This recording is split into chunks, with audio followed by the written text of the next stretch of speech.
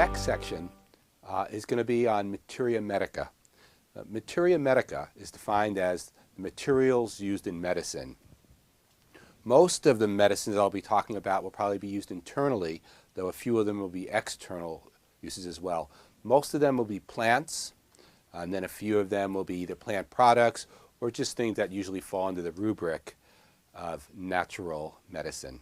The first plant I'm going to start with is one of my favorite first aid herbs. It's one I suggest everybody gets to know. And one of the reasons is just how widely distributed it is and it's easy to gather. That plant is called Yarrow. And Yarrow, the genus of Yarrow is Achillea. And Achillea is the name of Achilles. It's named after Achilles, who was, I think, a Roman, or he was a soldier in the Greek army. And he's the famous guy with the heel, the Achilles heel. So the common name is Yarrow. The genus is Achillea. The species is millefolium. There's some debate botanically about which are the native species to the United States and Canada and which are not native species. But basically, if it seems like Achillea millefolium, in other words, if you can botanize it and identify it to Achillea millefolium, even if it's one of the things that are very closely related, they probably all work well. I don't use the garden yarrows, the yellow ones and the pastel colors. I just use the ones that you find in the wild. Yarrow is a circumboreal plant. It grows around the northern hemisphere. So basically, you find it in many places in the United States, in Europe, and in Asia. And it tends to like open fields. The plant grows above ground, as well as above, the plant grows, Yarrow spreads below ground. And the reason I'm saying that is often when people are looking for yarrow, they're just looking for the flowering stalks. And they think there's a plant here, and a plant here, and a plant here. But really, the plant is growing underneath the ground in what are called stolons and spreading. So it's important because often you might find some flowers here, but if you just keep looking in the field, you'll often find lots of leaves that are there, and the leaves can be used as well. So yarrow is common, circumboreal in the northern hemisphere, and you often find it in fields, older fields. Where you don't tend to find yarrow is around really wet spots and in forests, and very dry spots like the desert. So you just find your grassy fields, and often you'll find a bunch of yarrow. It does very well climatically, though. It can grow in much warmer climates and much colder climates.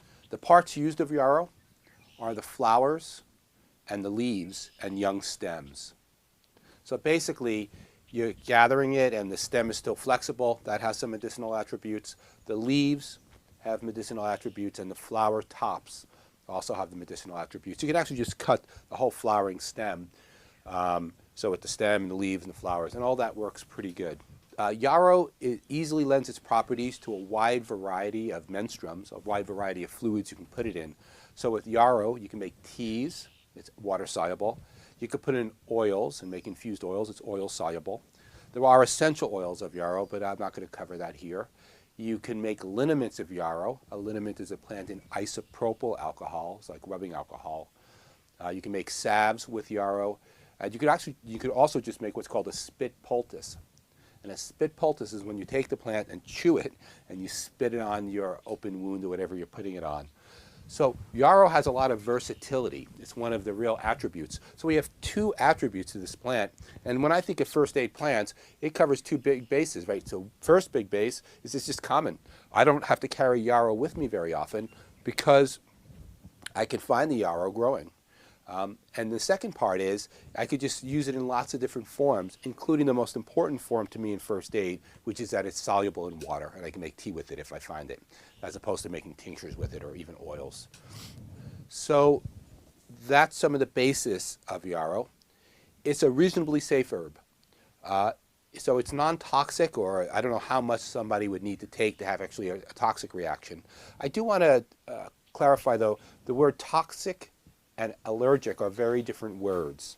So I might come onto this later, but I want to say now in the beginning of this Materia Medica section that a toxic plant means that it contains chemicals that pretty much all human beings will react to. right? It's just an amount of how much you take. So that's a toxin. An allergy means that only certain people are sensitive to the chemicals that are released in that plant. So if you're allergic to something, other people are not allergic. So if we talked about chlorine, that's just toxic. Everybody drinks chlorine at a certain amount, they will get sick. If we talk about the pollen from yarrow, yarrow is sometimes called sneezeweed. And the pollen from yarrow definitely creates allergies in some people, but not in others. So it's not a toxin, it's an allergen. So I rarely see any big negative effects. It doesn't taste very good, so some people don't like drinking it. But besides that, it's a pretty safe herb. So what I want to do now is talk about some of the uses for yarrow in most of its forms. The two main uses, the first one is that yarrow is a pretty good disinfecting herb. So I want to describe what I mean by disinfecting. So there are things to kill that you don't want on your body. There's fungi, protozoas, bacteria, and viruses. Those are just some of them. Those are the most common. So when I'm talking about the word disinfectant or antiseptic, to me means broad range. It means I don't have to know what's wrong. If I see something growing on somebody's skin, if I see an infection occurring, then I'm going to suggest that the person use yarrow. So it kills a wide variety of stuff, mostly probably bacteria, but I also think it initiates body's antiviral alert and probably can help kill viruses by getting the innate immunity system up to snuff. So, first thing about yarrow is that it kills a wide variety of stuff, particularly bacteria, which are some of the most common things that wounds have that create secondary infections. And even in viruses, often if you have a virus, you have a secondary bacterial infection. So yarrow is just really good for a wide variety of infectious problems. Number two is that it has an anti-inflammatory action. Yarrow shares some of the same constituents as its cousin, chamomile. They're both in the Asteraceae family. They both have an essential oil called azulene, azure as in blue. It is blue when it's steam distilled. And so that yarrow has anti-inflammatory and disinfecting qualities. That means it works for a wide variety of infections. And in first aid, infections are just one of the main problems that you see, one of the main circumstances. So I use a lot of yarrow. When I get to a new situation, and if I don't have yarrow, I just immediately scout or have other people scout around to see if we can start bringing back fresh yarrow leaves to use. I don't tend to carry it around so much as a tincture because often I can find it. If not, I'll substitute for some other plant in the area. And as far as a disinfecting herb, the main way that I use yarrow is as a soak.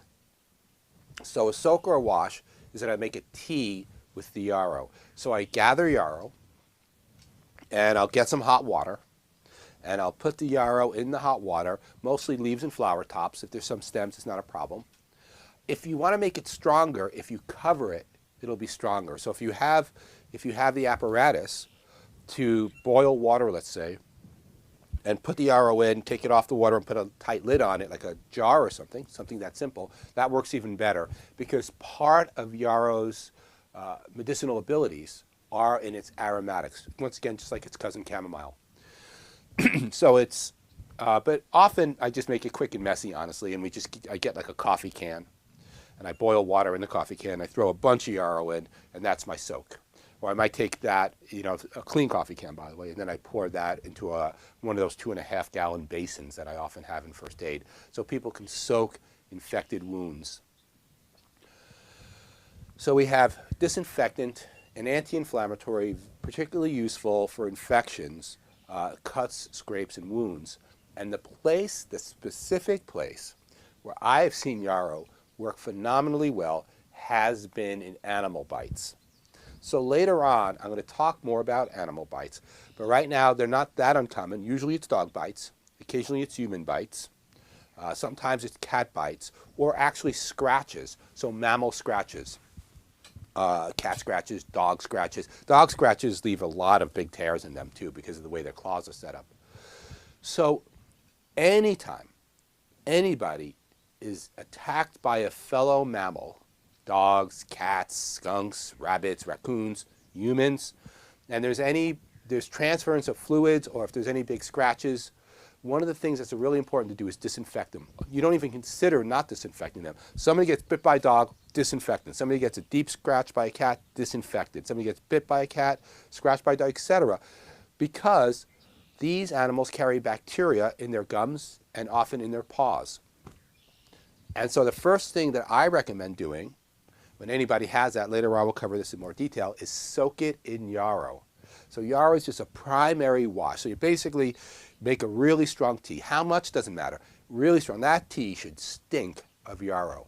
And then soak the body part in. If it's a part you can't soak, like if somebody got bit on their upper arm, for instance, what you can do is then make a compress, which we talked about. So you basically take a cloth and soak it in the tea, and then you put the cloth on top of the arm. You can put a hot water bottle on top of that to keep it hot.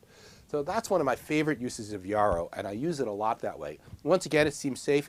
I've had some crazy stories. So one of them, yarrow, I have more stories than some other things. So I want to tell a story that illustrates a couple of different points. I was working at an outdoor event, and this man comes over to me. Jerry was his name. Jerry comes by, and the top of his finger is basically torn off and kind of leaning off. So I can tell it wasn't done recently. I mean, you can tell that the damage happened a while ago. So basically, Jerry had table sawed his finger mostly off. So just, but he got it restitched. So he got it, not restitched, he got it stitched up. I don't know what doctor he went to, but it was a terrible stitching done. You know, you ever see those Frankenstein movies and there's like those stitches that look like they have darning needles? Like, it looked kind of like that. It was terribly stitched. And so I talked with him about it, and it was also blackening up. Now, black is a bad color when it comes to infections, right? So when it gets darker, and it's clearly not the pigmentation of that person's skin and a much darker pigmentation, black is not exactly the right color. It's kind of a blue, black, red combination. But it's definitely dark and not looking good. You can also, texture looks wrong. And so I looked at it, and I was like, oh, that looks terrible. I said it friendly, I'm just talking to a camera right now. With Jerry, I was like, we might really need to consider what to do with this. So this is a two-part story. So the first thing he said is that the day before, he saw his cut finger, and the stitches were coming off, so they suggested he stick it in comfrey tea. So I'm now bringing another plant into it that I haven't talked about at all, and that's comfrey. Comfrey, externally, is a fantastic cell proliferant, meaning it can help grow the epithelial, this most outer layer of tissue on any body part, but on the skin here, let's say, so you get a better skin covering. There's definitely a time, like after a road rash with no infection, comfrey can be very helpful for some kinds of broken bones. So there's a lot of controversy and pyrrolizidine alkaloids. I'm not covering that. I'm talking about simple external use here. So the person said to soak his finger in comfrey tea, which Jerry did. He was a nice guy. He didn't know what else to do. And what happened is comfrey did help proliferate his cells in just a day. And so by getting some extra skin growth on his finger, the anaerobic bacteria that had formed there now had a better environment which to grow. And they did. It was really septic. It was infected. But looking down, there was no lines going down. I mean, basically the infection was very localized. So not fear at that point anyway of the infection spreading to his heart, which is always a consideration. People often talk about the angry red line. It never looks that angry to me, but sometimes you can see things following veins back to the heart. So the first thing we discussed, of course, is don't use comfrey anymore for this problem. And then we soaked it in some yarrow tea. And within 20 minutes of hot yarrow tea, his finger started becoming his normal color, started pinking up, and just started looking much better. It was one of the, this happened years ago, and it just amazed me how quick the yarrow was killing the bacteria, creating the problem. And then I think we steri-stripped it in place, and I never saw him after that, so I don't know if the steri-strips, I talked about them, hold it in place, or if he went to see a doctor. I don't know how to stitch well yet, and I worry about stitching, which I'm not good at, first because of pain, and I don't have lidocaine to reduce the pain, plus I'm outdoors, and I can hold bacteria in and make it worse. But the infection went better. Somebody else, another story, a woman got bit by a big dog. It was her dog. It's a wolf dog. I mean, basically, it's some hybrid of a wolf. And she got bit right here, and she came in, and as soon as people get bit by dogs, doesn't matter if they like their dog or not, right? It's not the temperament of the dog, it's just a bite. So I told her she should just soak it, and she just wanted to play for a day. Her option, but I'm saying that generally bites get worse. So a day later, she came by, and her hand was like 10 times, 3 times the size. It was super swollen, clearly infected.